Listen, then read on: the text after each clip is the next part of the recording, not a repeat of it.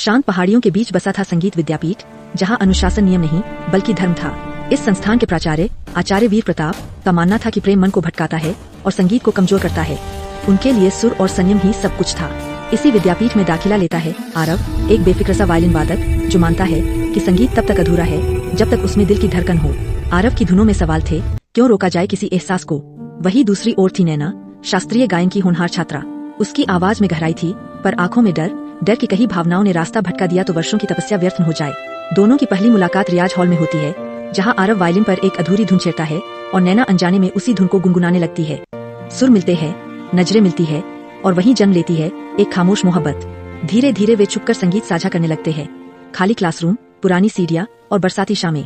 आरव नैना को सिखाता है कि भावनाएं कमजोरी नहीं ताकत है, और नैना आरव को अनुशासन की खूबसूरती दिखाती है। दोनों एक होकर एक बन जाते हैं। दो अलग सुर, एक ही राग, लेकिन सच छुपा कहाँ रहता है। आचार्य वीर प्रताप को जब इस रिश्ते का पता चलता है तो वे नैना को प्रतियोगिता से बाहर कर देते हैं और आरव को निष्कासन की चेतावनी देते हैं। नैना टूट जाती है और आरव से दूरी बना लेती है, क्योंकि वह अपने सपनों को किसी की वजह से कुर्बान नहीं करना चाहती। वार्षिक संगीत समारोह का दिन आता है। मंच पर आचार्य का भाषण चलता है अनुशासन पर। तभी पीछे से एक वायलिन की धुन गूंजती है। आरव मंच पर आता है और उसके सुरों के साथ नैना की आवाज उठती है। यह कोई विद्रोह नहीं बल्कि प्रेम का प्रमाण था, संतुलन का। संगीत थमता है, सन्नाटा छा जाता है। आचार्य वीर प्रताप की आंखों में पहली बार नमी होती है। उन्हें अपनी अधूरी कहानी याद आती है, एक प्रेम जिसे उन्होंने कभी नियमों के लिए छोड़ दिया था।